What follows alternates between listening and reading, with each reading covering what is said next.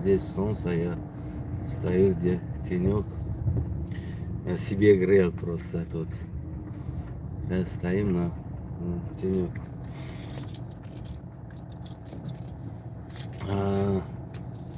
Всем здравствуйте, дорогие зрители, дорогие слушатели.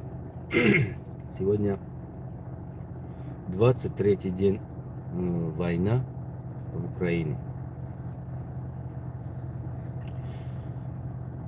Я смотрю все видео, вот, и стараюсь где-то там что-то 50 оставить. За 2 года, за 2,5 года коронавирус или за 23 день путановирус. Путановирус за 23 день унес больше жизнь, чем коронавирус. Потому что коронавирус унес жизнь от тех людей, которые были еще дополнительной какой-то болезни, сердца, легкие, ну, у них что-то еще болели, или возраст не могли сдержать на это жара, на это температура, на это болезни. Вот коронавирус унес таких людей. А путановирус это, скажем, ну, без разницы, ты маленький, взрослый, средний, ты на каком возрасте ты, старик ты лежишь там, ну, короче, очень много жизней унес это путановирус за 23 дня, за 23 дня. Не знаем, если это будет ровно 30 дней, да, наверное, будет именно с Украины будет уносить это путановирус, наверное, треть больше, чем коронавирус. Или 10 раз больше, чем коронавирус. Или, может, 100 раз больше, чем коронавирус. Оказывается, путановирус это, скажем, опаснейший вирус на свете, это путановирус. Так что люди другие страны путановирус как распространяются. Я тоже изучал это путановируса, скажем, как другие доктора, другие профессора изучали коронавирус. Я изучал путановирус.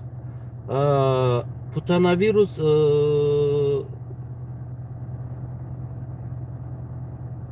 распространяются, где есть русский язык, где ущемляется русский язык. Поэтому все время старайтесь, русских отправляйте туда,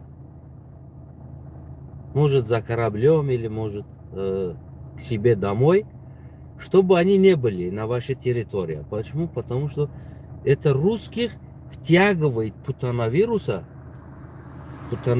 туда, чтобы убивать вас. Поэтому очень опасно. Очень опасный вирус.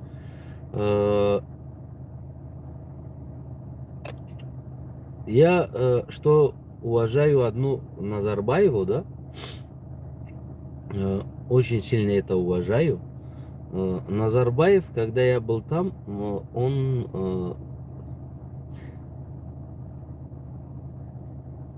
объявлял всему миру, где есть казах,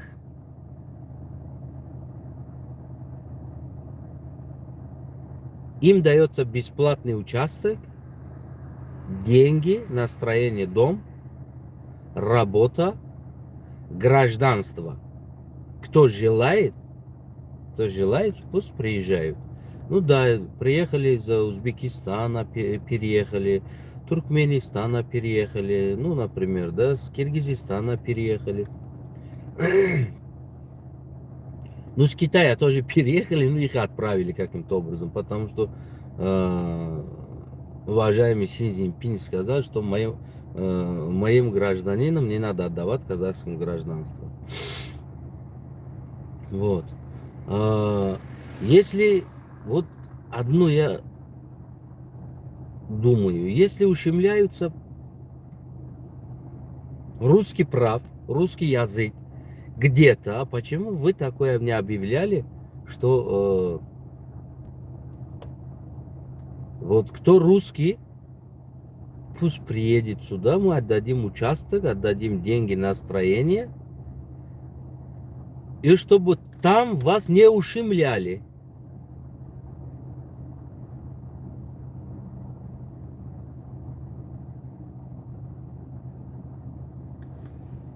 Вот это вот, наверное, был бы нормально. А вот кто желают, да, они идут туда. Россию переедет. Все. В Украине не будет ущемлений русский язык или русские права. Были бы миллион варианты. Вот у меня дед всегда мне говорил: сынок, вот пидоразизм это последний вариант. Пока до этого ты используй все.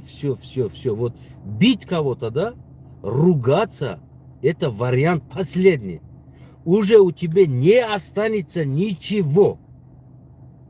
А до этого, когда у тебя есть какой-то шанс говорить по-хорошему, умоляться хоть, договориться, да, ну, у тебя куча вариантов пока до последнего. А когда у тебя вот вся заканчивается, ты все сделал, да, уже как-то говорят, нет, не понимают, а потом можно уже матом ругаться, бить. Это уже последний вариант. Использовать первый. В моей семье тоже были очень интеллигентными, ну, высоко поставленным СССРом в Таджикистане были. Вот. И они, минуточку, газуем, да. Вот надо было ехать на газовик.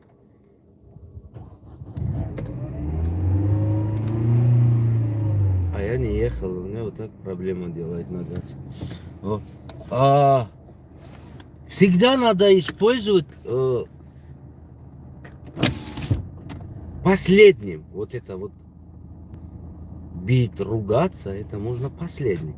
А когда ты это используешь первый, а у тебя еще куча хороших, у тебя есть предложений, ну, умоляться, например, у тебя есть еще вариант умоляться, у тебя есть вариант договариваться, да, после этого драка уже все остальные будет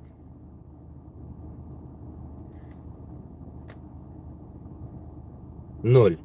Ты не можешь больше с ним нормально разговаривать, ты не можешь больше с ним договариваться, ты не можешь умолять его, простить или тебе простил.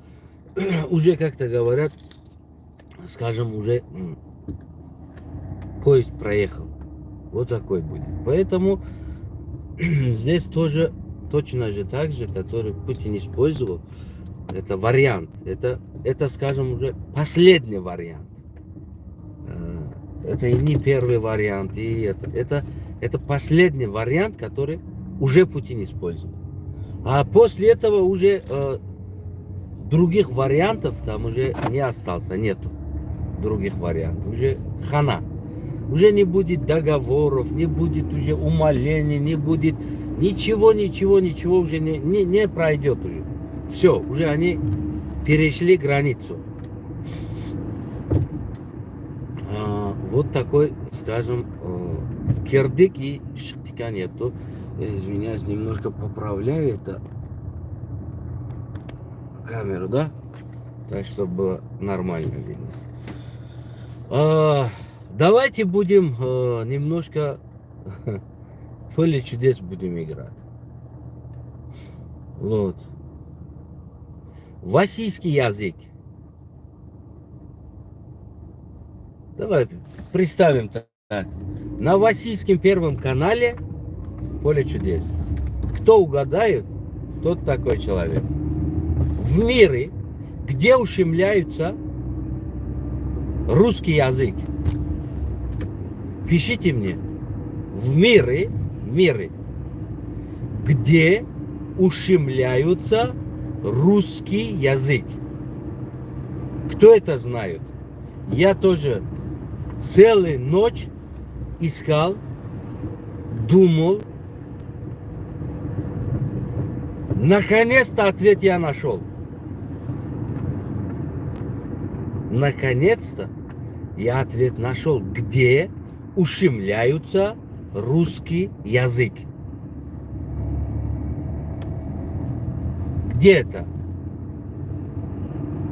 Кто скажет? Пишите на комментарию. Это чисто для русских солдатов на Украине. Это вариант тоже. Давайте. На Васильском первом канале идет сейчас «Поле чудес».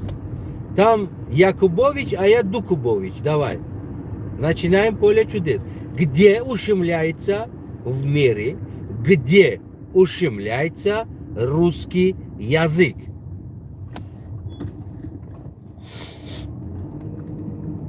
Есть еще варианты? Кто-нибудь пишет это вариант? Я вам скажу, где. Я говорю, я нашел. Это ответ, где ущемляется русский язык. В мире, без разницы, где? На Украине. Давайте. Еще варианты.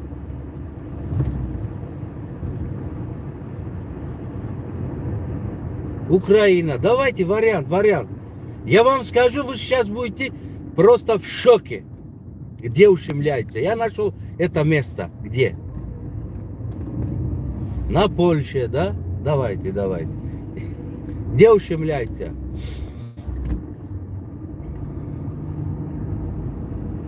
Где ущемляется русский язык? В мире. Я эту страну нашел. Вы не верите, честно. Это поле чудес для русских солдат. В Таджикистане. Ну, это тоже вариант. Давайте. Где ущемляются русский язык? Это тоже вариант. Страна. Я пишу страна. На каком стране ущемляется русский язык? Я эту страну нашел. Я вчера нашел эту страну. Пусть потом это поле чудес на первом Васильском канале ведущий Дукубович, а Якубович умер, я уже Дукубович. Вот это поле чудес, пусть смотрят они. Потом они будут знать где. И куда надо идти, они надо Украину. Украина не ущемляется русский язык. На каком стране ущемляется русский язык? Еще 3 варианта, и я скажу вам ответ.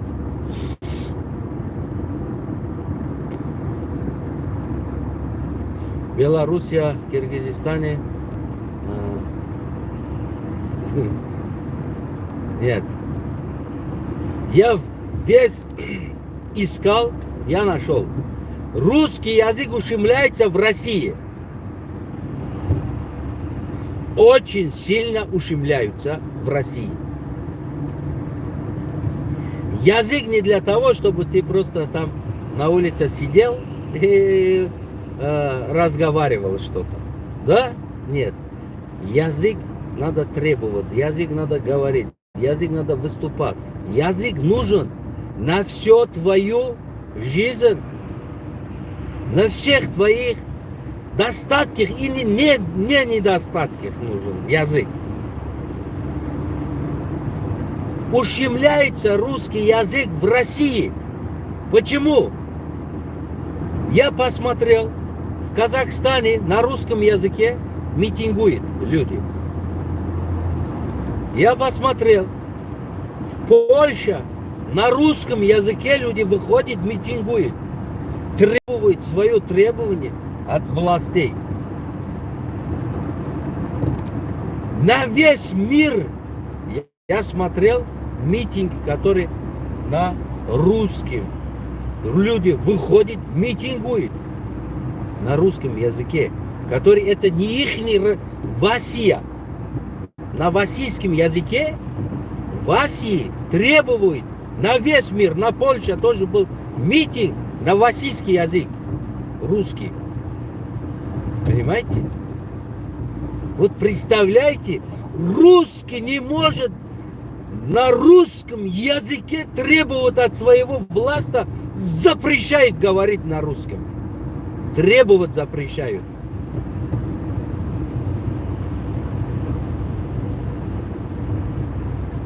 А люди говорят, что ой, русский язык ущемляет в Украине. Любой украинец, любая украинка, которую я вижу, в последнее время очень много переехали сюда, в магазине встречаю, я с ним разговариваю.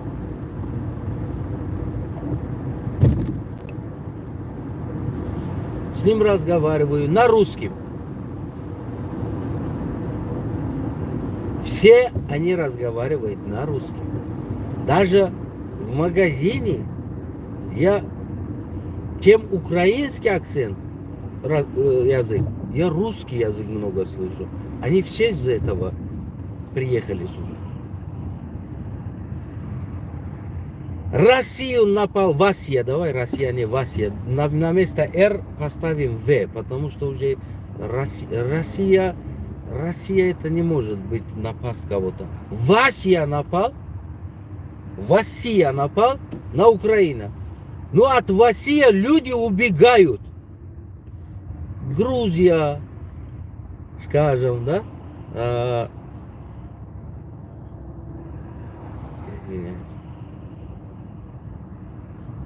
Грузия убегают людей.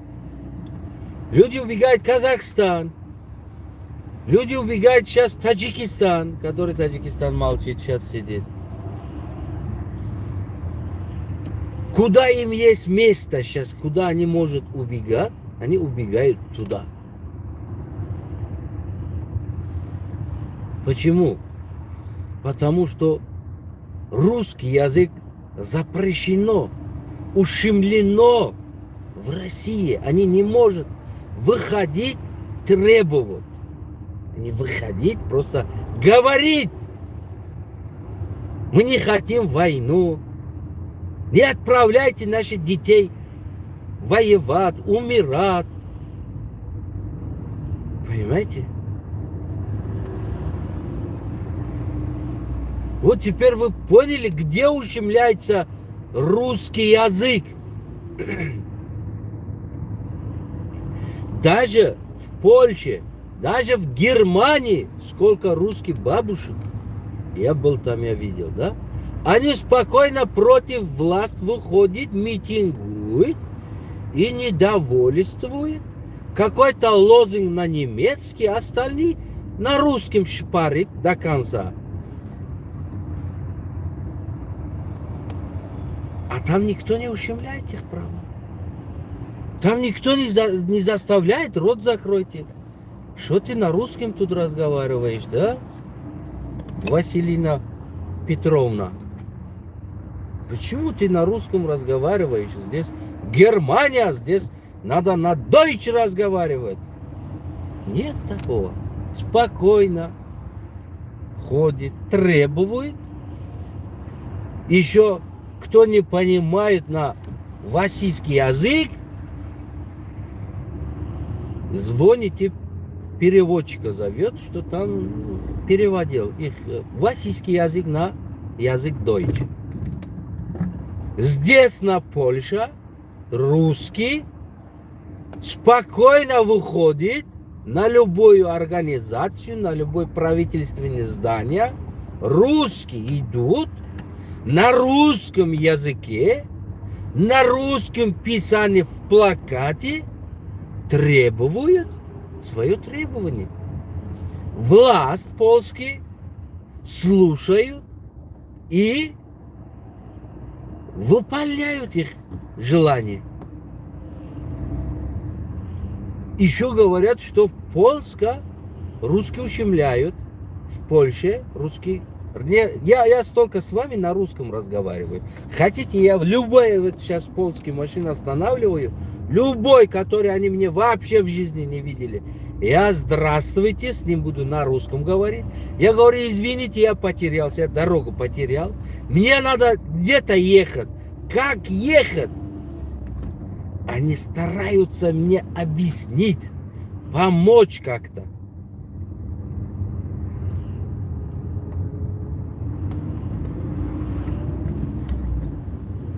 Вот попробуй прямо в России где-то останавливайся, разговаривай, говори на польском.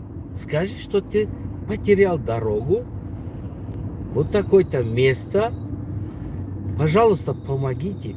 Они понимать тебя не хотят. Понимаешь? Понимать тебя не хочет. Если мы, таджики, узбеки, киргизи, в России еще разговариваем на русском, и то нас ненавидит. Где-то еще ты будешь на польском или на украинском в России разговаривать, что-то, да? А русским они считают по-своему положено везде, где они хотят, там они разговаривают на своем российском языке. Понимаете? Вот они считают, что им положено, а остальным запрещено. Вот теперь продолжаем поле чудес. Якубович умер, я Дукубович. Вот. Если русский прав в мире ущемляется больше в России, а чем Украина, а где-то.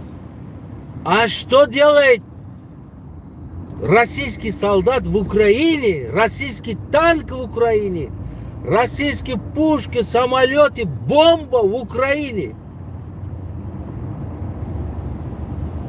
Защищают как якобы русский язык, который русский язык ущемлено, запрещено на русском языке требовать свое права в России. Ну да, надо есть русским языком, там только на базаре можно спросить цена, сколько стоит. И продавец должен говорить на русском тебе это цена. Это цена, сколько стоит. Если оно пошло вверх, ну, пошло вверх, даже на русском языке жаловаться тебе запрещено. Тебе надо на русском языке согласоваться на эту цену, сказать, ну да, все дорого, ну нормально, устраивает меня. На русском языке попрошайничать можно, требовать нельзя. Вот русский язык. В России еще. Не еще в Украине, еще не в Польше, не в Германии, не в Швеции, не в Австрии. Австрия, Швеция. Я везде видел, в Париже, да, спокойно на русском, еще наверху Эйфелева башня, сидит русский спокойно на русском, шпарит, пьет шампанский, еще говорит они, что ой, французы такие плохие, но ну хорошо, что здесь есть эта башня, ну мы смотрим и едем себе на Россию, там в Россию едем. У нас там хорошо, ну здесь мы просто кайфовать будем здесь. Я слышал сам, как они еще на русском говорили там. Что-то не то.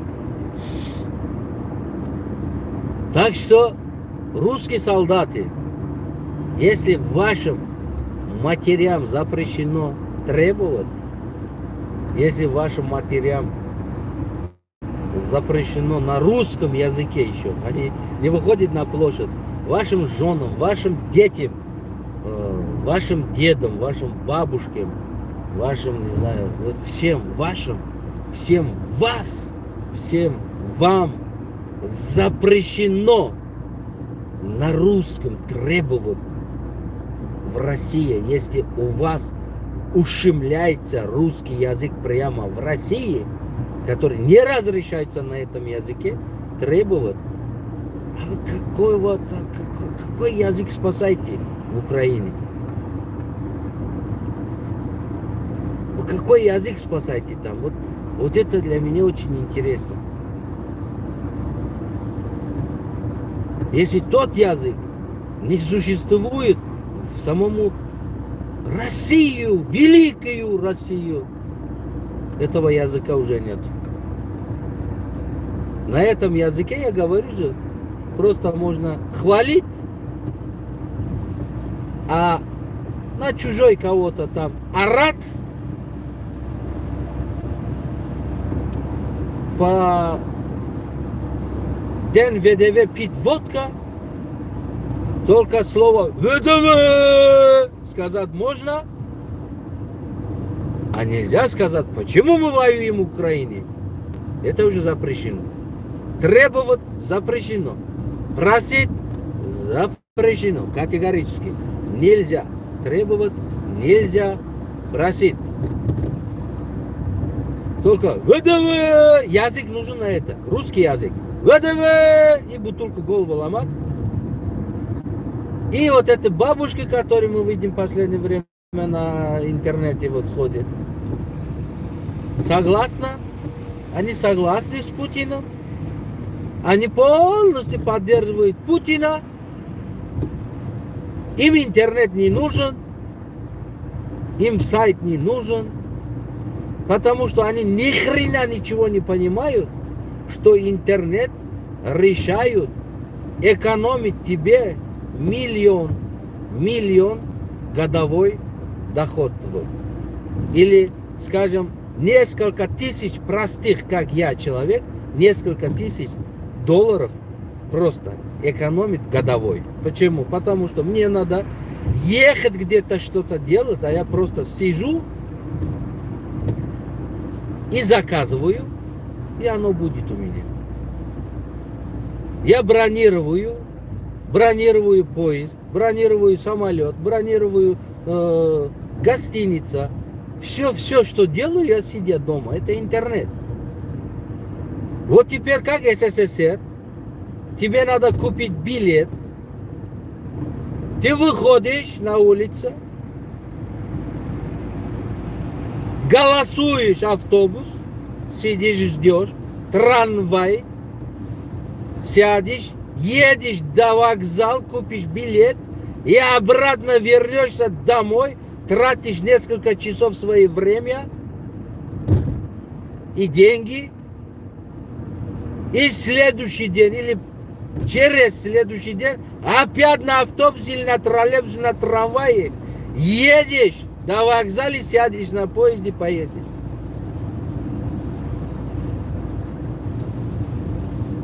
Вот. А Соловьев в это время ходит охраной. Вас какой-то, не знаю, говорит, мир уберем уже, мир от нас зависит.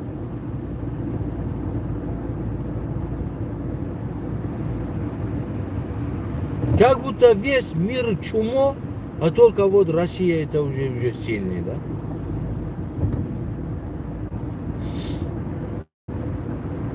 Вас травить в войну, вас травить на убийство. Они сами сидят, ходят еще охраной. Ничего не делает. Кушает шашлык, а ваши дети в Украине воруют курицу, воруют, кур воруют, картошка воруют, печенье воруют, мороженое воруют, голодный, холодный. Вот это ваши дети. А Соловьев каждый день по телевизору: мы выигрываем. Ну тогда почему ты в войне нету? Там, где? Почему тебя не видно? Ты же выигрываешь, ты мужик, ты сильный. Давай, воевай тогда. Когда человек говорит: мы выигрываем, он должен быть там.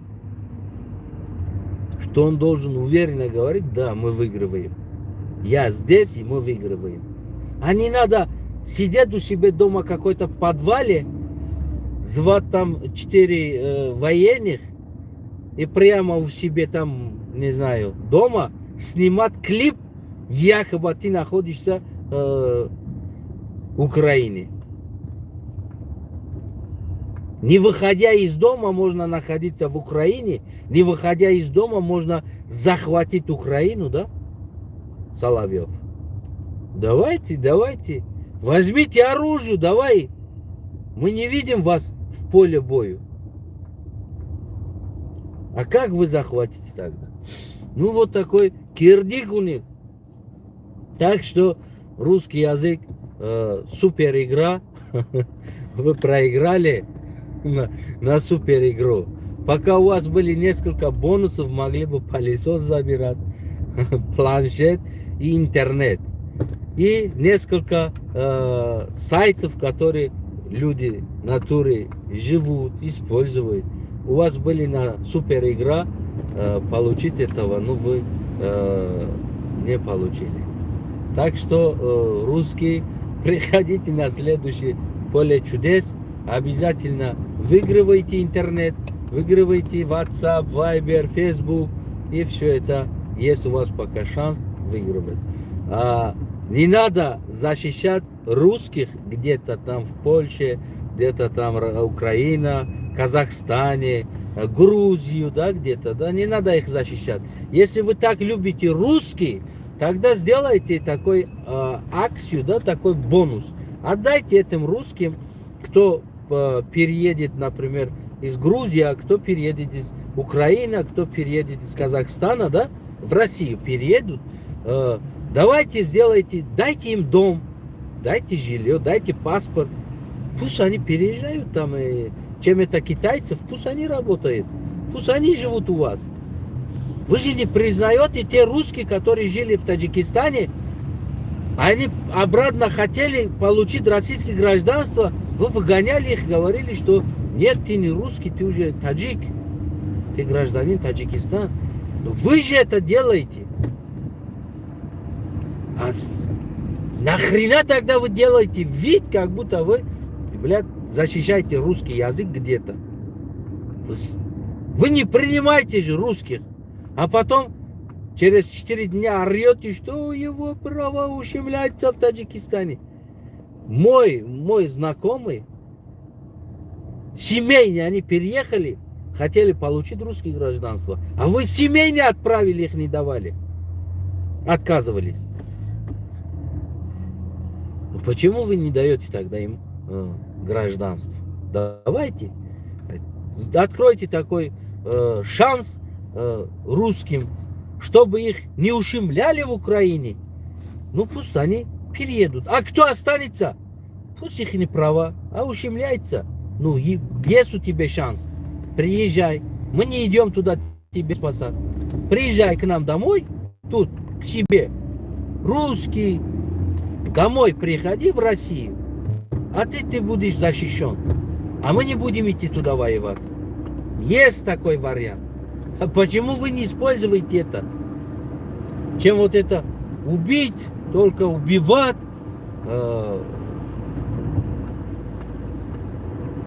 военное вторжение, бомба, танк. Нахуй вам это надо? Когда у вас есть шанс, половина России пустует, нет людей там. Дома пустуют. Почему вы не откроете? Давайте русский, кто русский, приедет, отдаем паспорт и дом здесь бесплатно. А потом пусть здесь работает, пусть живут. Да? Пока Жириновский от свою зарплату отдает, помогают, откроет фонд Жириновский, помощь, так? Помощь фонд Жириновский. Собираем все русские деньги, отдадим, помогаем русским, пусть они переедут к нам. Возьмите свой русский тогда, если вы так любите русский, что вы не хотите ущемлять. Зовите, который живет в Америке. Зовите, забирайте, который живет в Германии. Забирайте, который живет в Польше. Забирайте их.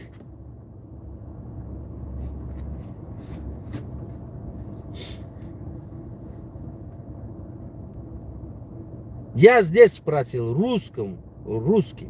Я говорю, не хочешь ехать в Россию жить? Я говорю, в ад не пойду. Я не хочу в ад попасть. Вот. Вот его ответ. Украинский русский тоже не хочет, чтобы ехать туда с вами жить. Вот у меня одно интересно стало. Все время бандеровцы убивают. Вот это дети, вот это женщины, которые выходят, русские, иди нахуй отсюда, говорит.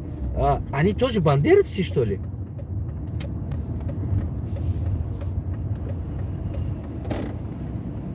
А? Те посылают вас домой. Они бандеровцы, эти женщины бандеровцы?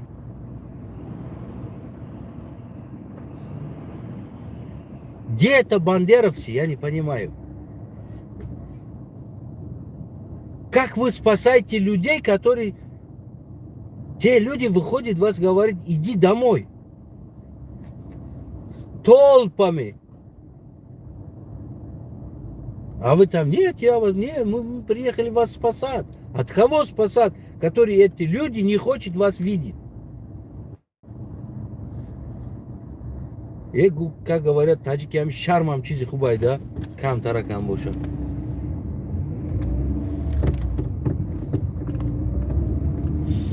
Стыд тоже хорошо, когда у человека есть немножко стыда, это тоже хорошо. Человек немножко стесняется, человек немножко как-то, да? А когда у человека нету стыда, то это очень плохо. Ну хорошо, мы видели бы кто-то. А что это такое? Где-то одну бабушку, одна там тишина, не знаю, это походу вы в Беларуси снимали, да? Вот чеченские войска я сегодня утром видел. Наверное, вы это в Беларуси или где-то там снимали на территории России. Почему? Потому что сейчас я посмотрел, нигде такого снега на украинской территории нету. Ну это на российский какой-то континент, в белорусском там где-то на край границы, где нет война, тишина там. А где идет война, Николаев, там, далее, Херсон, я посмотрел, нету такого снега, который сейчас вы снимаете. Это контент ваш очередной блог снимайте. Бабушка вас обнимает. Ой, как мы вас, говорит, вот, ждали. И деда обнимает, и бабушка обнимает. Каким-то образом, да, оператор уже давно дома. Как будто это оператор ждал вас. Что вот так вот вы заходите, и вас вот так и обнимают. Как будто ждет. Говорит, во, мы вас так ждем. Честно. Вот у вас даже, походу, режиссеров нормально нету, чтобы вот это вот сценарий, вот конкретно вам, чтобы написал, вот хороших операторов нету, который конкретно, чтобы снимал вот это, да. Вот просто уже оператор дома, бабушка, дедушка за оператором уже готова стоит, да. Снимаются только один ракурс, который есть. Заходите, отсюда появляется бабушка, дедушка, обнимает солдат, солдат уходит. А там дальше внутри дом, там их жизнь, история их, ничего не снимается там, ничего нету. А за камерой еще кто стоит? дом какой, улица этого, да, какой улица, район какой, а там не снимаются. Может, это вы снимаете прямо в России, да? Как будто вас...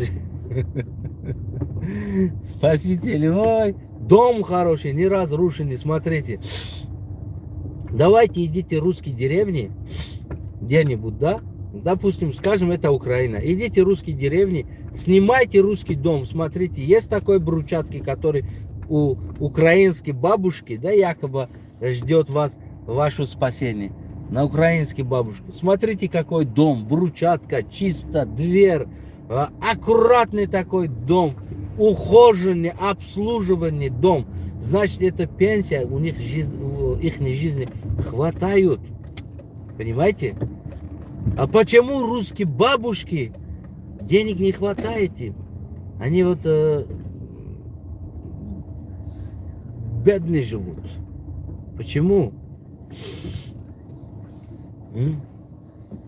Вот такой анекдот иногда снимают люди, да, и показывают, выставляют, как будто их кто-то в открытии рукой ждет, и обнимают, говорит, мы вас ждали, у нас кушать есть, все есть, картошечка есть, все.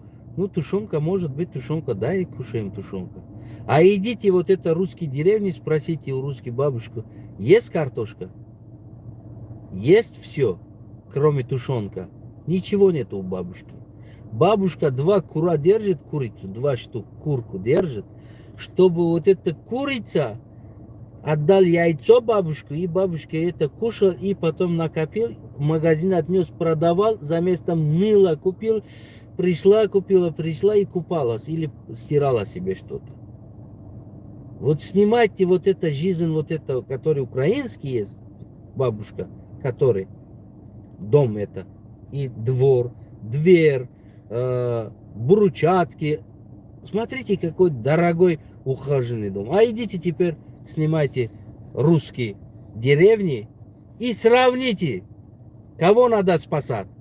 Украинские бабушки или русские бабушку надо спасать. Вот такой кирдык и чихтыка нету. Так что в мире ущемляется больше прав, больше язык российский. А ни в Украине, ни в Таджикистане, ни в где. Это ущемляется только в России. На русском языке требовать выходить на улицу, жаловаться от жизни что-то запрещено. Значит, ущемляется язык русский.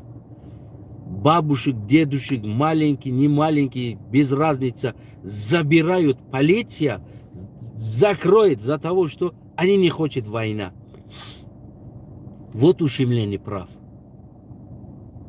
Хотя бы здесь я гражданин Таджикистана, я живу в Польше уже около 7 лет. Я выхожу спокойно в любое место, требую мое право.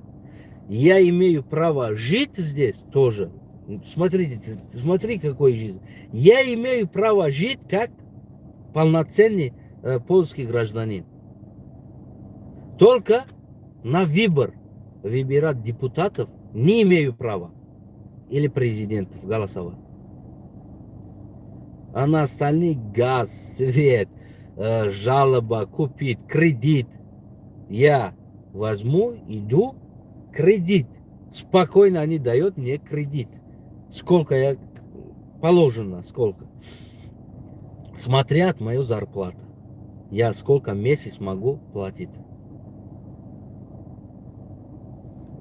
Полноценные права польского народа у меня тоже есть. Русского в России нету полноценных права. Свое полноценные права нету. Танцевать можно, хвалить можно, жаловаться нельзя. Требовать нельзя. Путина сказать что-то властью плохое нельзя. Всегда сказать хорошо можно. Вот ваш русский язык. Вот ущемление вашего русского языка. Все, Васи, до встречи. Русские солдаты, смотрите обязательно это. Спасайте русских народов, русский язык, а в России спасайте, не в другом месте. А в другом месте они защищены, они имеют право разговаривать, они имеют право требовать. Все они имеют право. Именно на русском языке. Тоже в Украине на русском языке имеет право требовать от власти что-то. Без переводчика еще. А у вас нельзя требовать. Так что берегите, русский солдат, свое здоровье. Вот. И вернитесь домой, спасайте, защищайте русский язык в России, а не в другом месте. Давайте. Генерал Симус Зеленский, братух, держись так. Духом не падай. Я недалеко здесь, в Варшаве. Если что, любое время, я здесь тоже сказал, написал. Любое время, любой момент, когда надо будет, просто алло, и я там. За 4 часа буду в Киеве. 4-5 часов. Буду в Киеве. Салам алейкум всем народам Казахстана, Киргизстана, Узбекистана, Украина. Слава Украина, героям слава.